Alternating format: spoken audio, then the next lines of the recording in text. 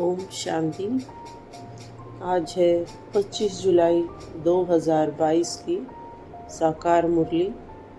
सुनते हैं आज की मुरली से मनन चिंतन। पहला प्रश्न है, आज भक्ति मार्ग व ज्ञान मार्ग में किस प्रकार से भेद समझाया गया। बाबा बताते हैं कि सभी गीत भजन आदि ये भक्ति मार्ग वालों ने बनाए। जब भारत श्रेष्ठाचारी पूज्य था तो कोई भी भक्ति मार्ग का चिन्ह नहीं था। न वेद शास्त्र, न तप तीर्थ, दान पुण्य कुछ भी नहीं होता था। ये सभी कुछ भक्ति मार्ग में निकला है।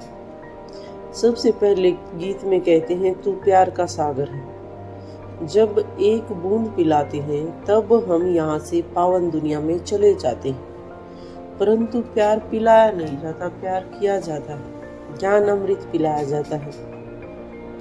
तो बाबा है ज्ञान का सागर। इतनी जो नदियां निकलती हैं उनका क्रिएटर सिर्फ एक बाप है। ज्ञान का सागर सिर्फ परम पिता परमात्मा ठहरा और उनसे निकली हुई तुम सभी ज्ञान गंगाएं हैं। भले उनकी महिमा है, वह प्रेम का सागर, सुख का सागर है, लेकिन जब वह ज्ञान की एक बूंद पिलाते हैं तब हम स्वर्ग में चले जाते हैं, सदगति को पा लेते हैं। बाप कहते हैं, मुझ ज्ञान सागर को याद करो तो तुम्हारे विकर्म विनाश होंगे, पावन बन जाएंगे। यही है भक्ति मार्ग और ज्ञान मार्ग में अंतर। अगला प्रश्न है, पवित्र दुनिया में जाने के लिए हमें कौन से बंधन में बंधना है। पतित है कलयुगी दुनिया, पावन है सतयुगी दुनिया, और सतयुग में है लक्ष्मी नारायण का राज्य। तो उन्हें यह राजाई का तिलक कैसे मिला। इसके लिए बाबा कहते हैं कि ज्ञान सागर जब आते हैं तब पवित्रता का कंगन बांधते हैं। इसमें बहनें मुख्य रूप से गिनी जाती हैं। बाबा कहते हैं, तुम पवित्र बनो तो तुमको राज तिलक मिलेगा। संगम युग पर पवित्रता की प्रतिज्ञा करो तो हम सतयुगी राजधानी स्थापन कर सकेंगे।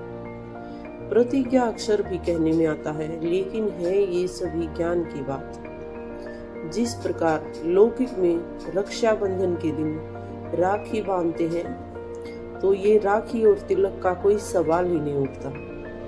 ये सब भक्ति मार्ग में रस्म निकाल दी गई है, इसका अर्थ कोई भी समझता नहीं है।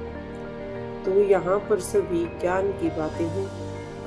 जो बहनें पवित्रता की राखी बांधती हैं वही फिर सतयुग की महारानी बनती है। तो रियलिटी में जो होता है उसका फिर यादगार मनाया जाता है। तो यह रक्षाबंधन पवित्रता का बंधन है जो सिर्फ पतित पावन बाप आकर ही हमसे बांधते हैं। राखी बंधन की कौन कौन सी मर्यादा आज की मुरली में समझाई गई है। बाबा ने समझाया है, राखी बंधन है ही पवित्रता की निशानी। तुम इस काम शत्रु को जीतो तो पवित्र बन जाएंगे। मुझे याद करते रहो। याद का बंधन बड़ा कड़ा, अर्थात याद की यात्रा ही सबसे बड़ा बंधन है या सबसे बड़ा मुक्ति का बंधन है, क्योंकि जन्म जन्मांतर के पापों का बोझा सिर पर है और उसे उतारने के लिए हमको याद की यात्रा में निरंतर रहना है। यह बाप ही हमको समझाते हैं कि सतयुग से त्रेता तक हम पवित्र थे, पवित्र स्वराज्य था। और यह स्वराज्य कैसे पाया। यह ड्रामा का चक्कर इसी रीति फिरता रहता है।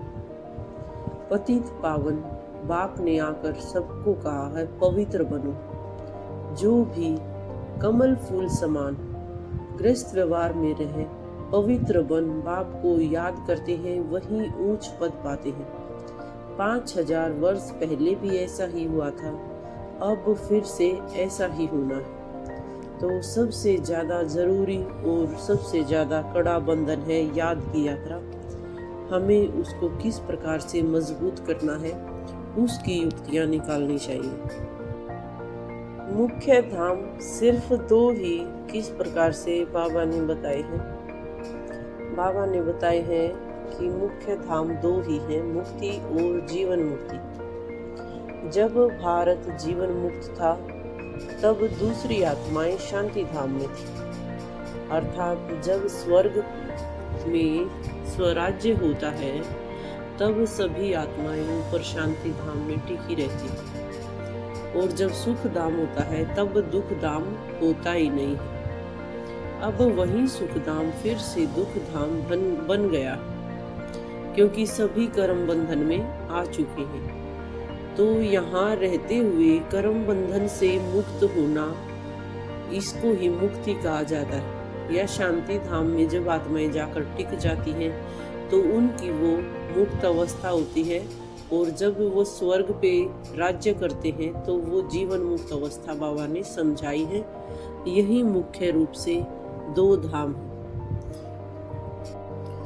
विक्रमाजीत कौन बन सकता है तथा विक्रम व विक्रमाजीत संवत की अवधि कितनी है? जो योग में रहे विक्रमाजीत बनेंगे वही विक्रमाजीत राजा बनेंगे।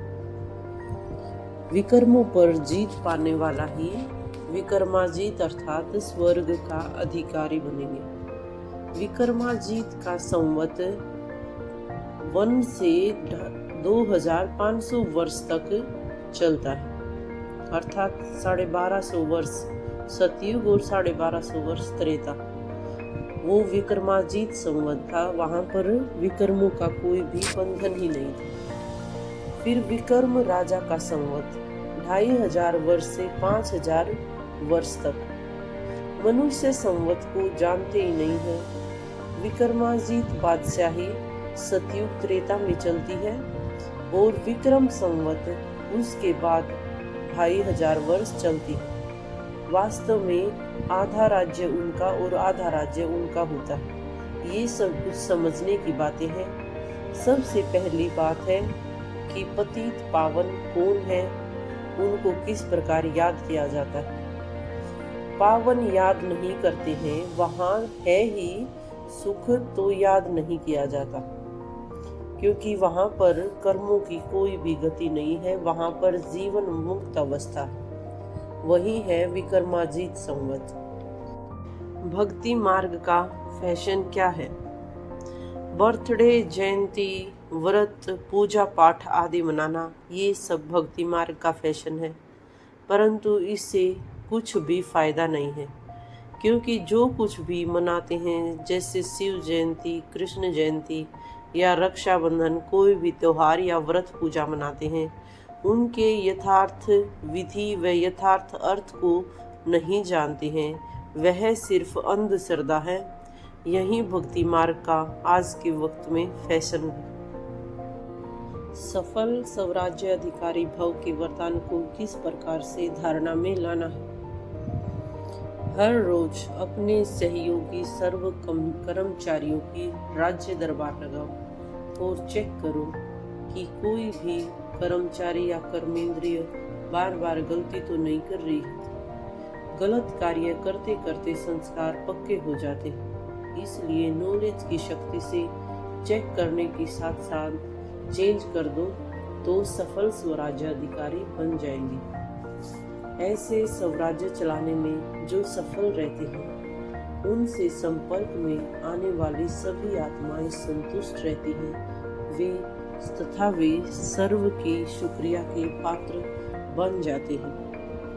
आज का स्लोगन है, हर समय करन करावनहार बाबा की याद रहे तो मैंपन का अभिमान आ नहीं सकता। आज की मुरली से स्वमान रहेगा, मैं विक्रमाजीत आत्मा हूँ, मैं स्वराज्य अधिकारी आत्मा।